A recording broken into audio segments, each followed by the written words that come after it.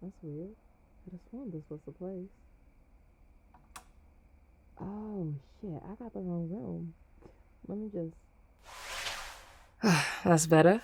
Sorry about. Hey, you don't gotta get out of bed or anything. Well, I'm trying to get to that part if you'd give me a sec. Didn't you just watch me appear in your.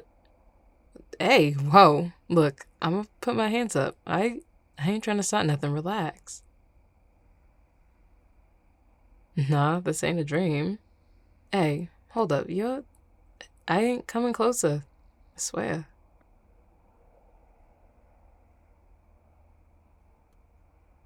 Your heart's beating like crazy, you know. I would have expected that from my true form, but not this one.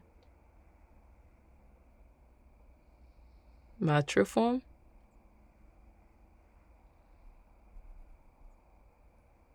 You've got no idea what I'm talking about, do you? Fuck. This your first time meeting someone like me? Do you even know what I am?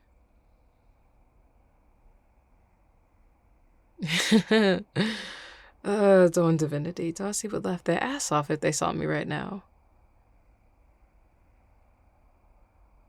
I'm definitely picking up magic from your field. Does the acronym FACE mean anything to you? Ringing any sort of bells?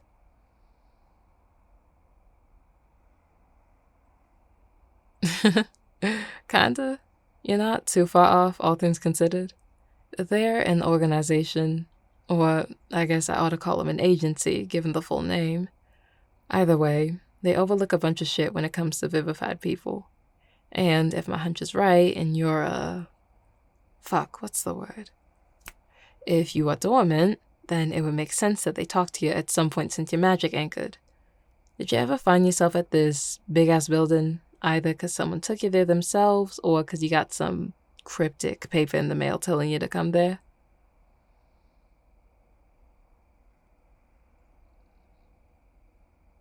Yeah, that sounds about right. And when you brought there? I... wait, hold up a sec. You met with Face last week? Have you ever been there before last week? And when you were there, did they not tell you shit? I don't mean to be rude or anything, but you seem lost.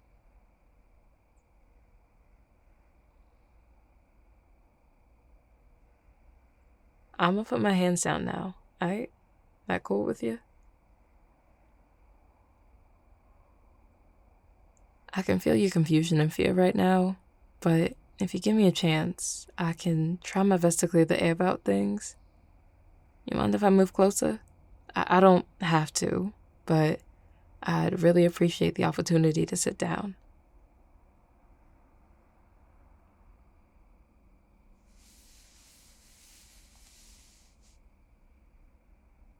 Is that a yes? I can read your heart, not your mind.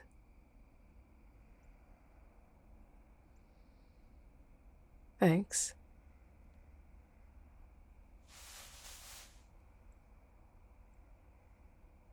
My name's Soul, by the way. Yeah, it's short for solstice, actually. Chose it myself a while back.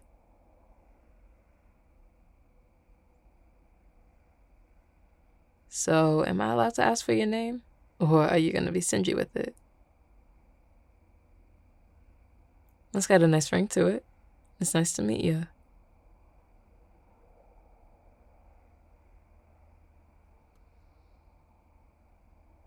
So, fuck, how do I even start this kind of conversation? So, you've got magic now. I feel like you figured that much out by now, yeah? Well, when you're someone who's got magic, you're considered vivified. That's the word that gets used. People who don't got magic are considered stagnant. If you don't know about magic, you'd be considered veiled.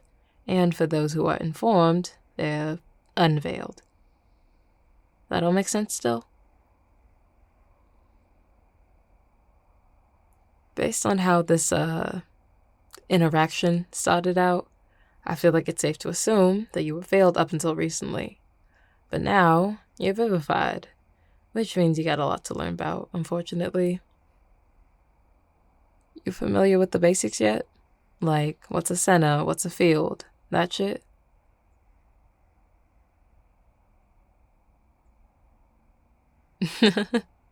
Hey, it's alright if you don't know something, okay? There's no shame in admitting you need a bit of clarity.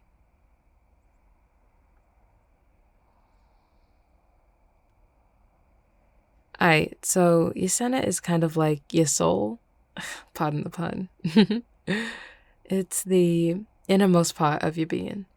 Now, to be clear, it's nothing tangible, but your magic feels it, whether that's in your own body or someone else's. When you're stagnant, it's considered muted, more or less, or maybe void might be the better word. Regardless, it's there, but it don't got anything going on really. But when you're vivified, you can feel the difference.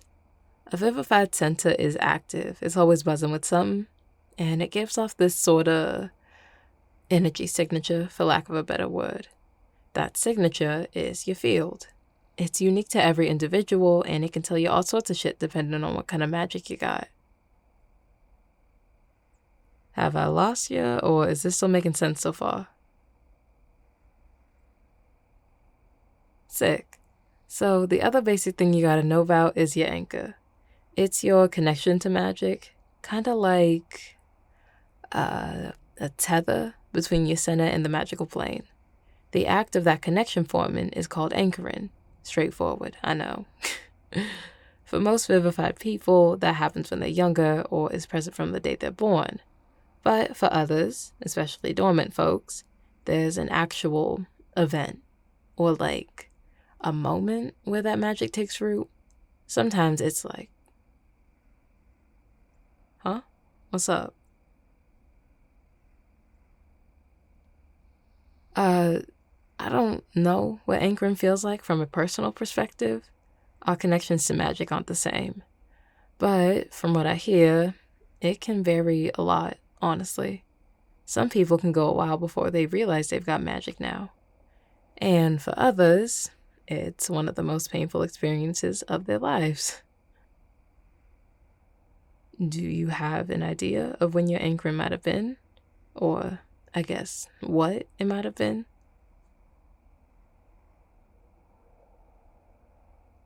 Is that something you want to talk about? We don't have to be clear. But if you need someone to listen, I don't mind doing that for you.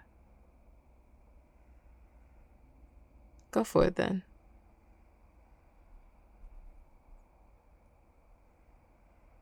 Yeah, I know the art studio downtown. Been around for a long time now, and sometimes they hold events for the stuff they publish.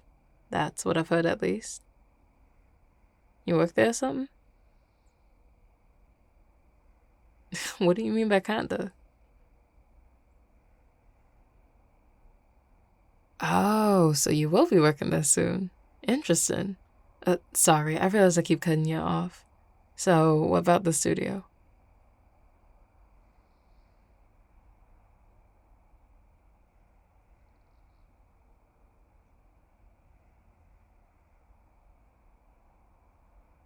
While you were there, what?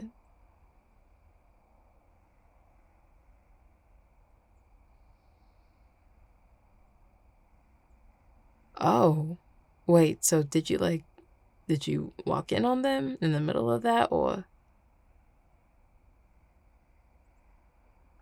if you got told after whatever happened exactly, why is them getting busy in the bathroom relevant to your story?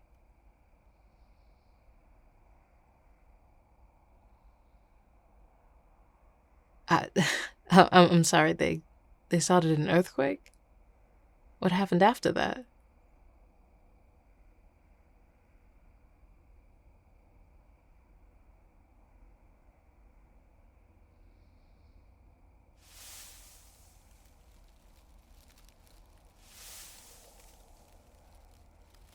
Hey.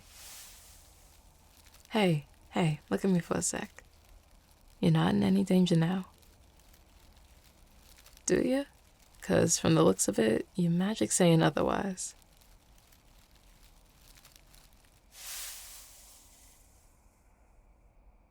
Nah, it's okay. Emotions tend to make people's magic act up, especially if you're still getting used to it.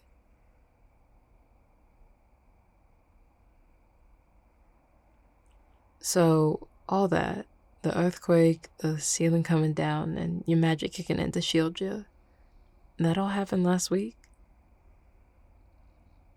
Wow.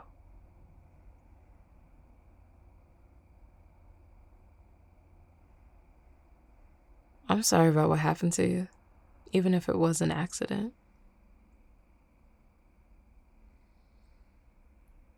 I know I ain't do any of the hurting, but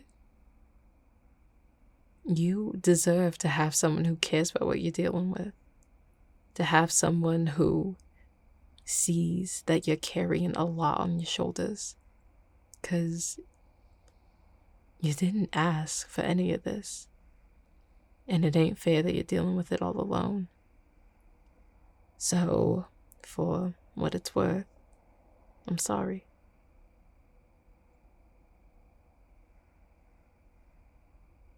Don't mention it.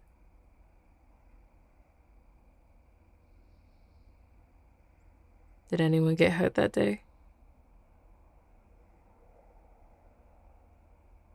That's good to hear. Could have been a lot worse.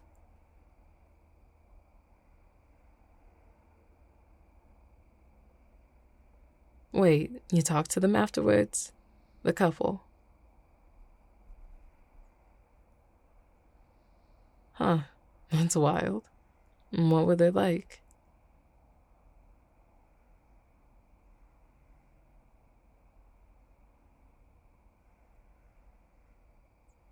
Oh, so they're both derivatives. Yeah, derivatives. And it's what you call someone who's got a connection to some sort of element outside of themselves.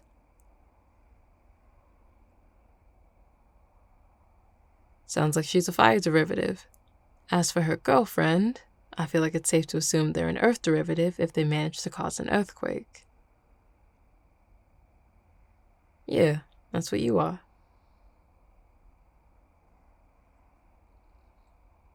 Uh, it's like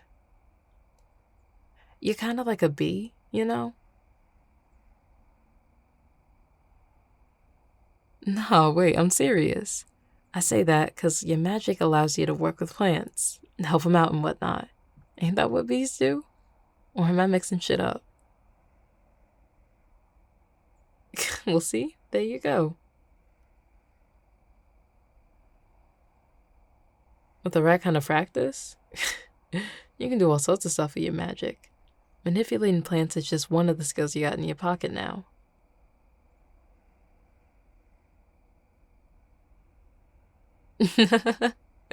Nah, I'm not a derivative. You want to take a stab at guessing what I am?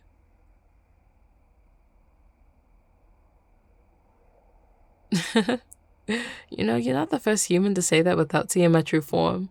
But nah, I'm not an angel. You're kinda close, though. I'm what's considered a Cupid, a being made of magic that feeds on people's affectionate desires.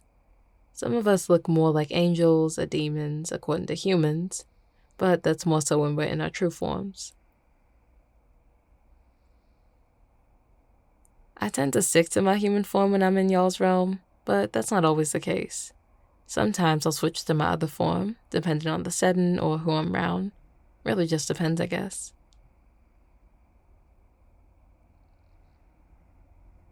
Are you asking in terms of Cupids as a whole, or what I do specifically?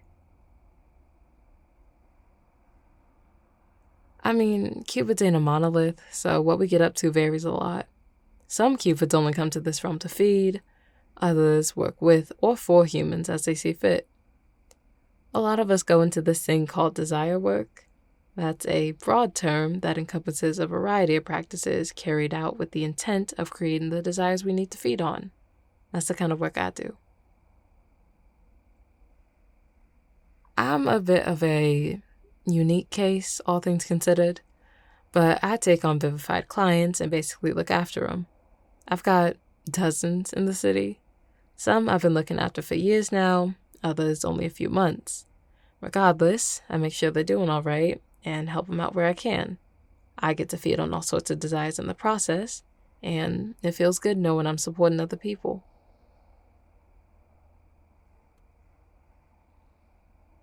If you got a question, feel free to ask me. I don't bite, I swear. Desire work? Part of it is survival, but honestly, it's this right here. Getting to know people and being an influence in some way. My clients make me feel like I'm doing something right with all this power, even if that's kind of silly to say out loud.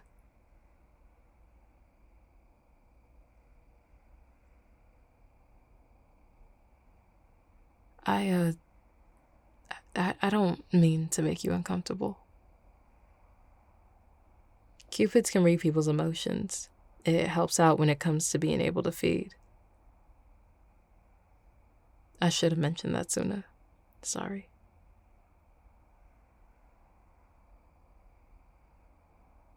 Look, let me just... Here's how things work with me. I mentioned having clients, but it's not like I don't force it onto anyone. My clients are mine voluntarily or not at all. When Cupids usually go into desire work, it's all organized by our governing body, let's call it. However, I'm an exception to that. They give me more free range than most other Cupids, and I do try and make the most of that. But that doesn't suddenly grant me some special permission to bypass the wishes of someone else, and I want you to know that.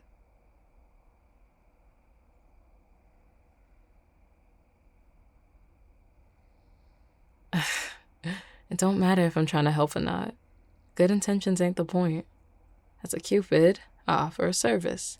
It's your choice if you buy it or not. That's how this works.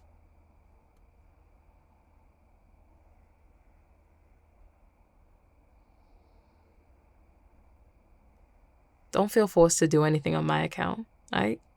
I'm well equipped to handle rejection. This wouldn't be the first time. It certainly won't be the last either. It's bad enough I scared the shit out of you when I popped up in your bedroom.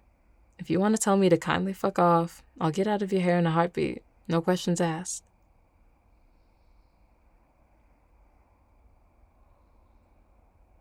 Or I can also dip out here if you don't have an answer yet. Really, I don't want to intrude. What? Oh. Shit, okay. Should I sit back down, or... Fair enough.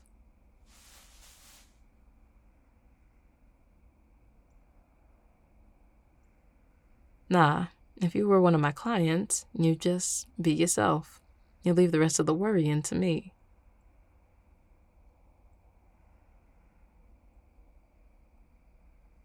Of course it's okay. Like I said before, if you change your mind at any point, then we can dissolve that tie. No questions asked. I'm here to serve you, not the other way round.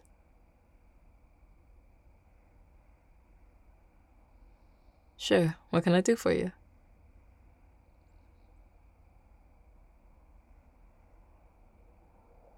Yeah, I can stay here till you fall asleep. I don't gotta go nowhere till you're ready. I'm guessing sleep's been harder to come by lately? Oh, just the fact that you seem wide awake, despite the fact it's the middle of the night.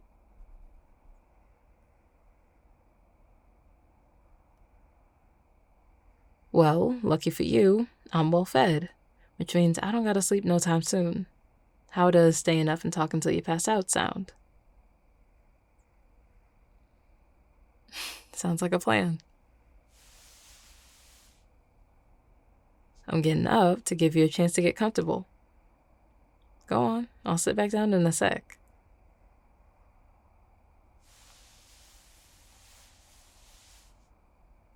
You good?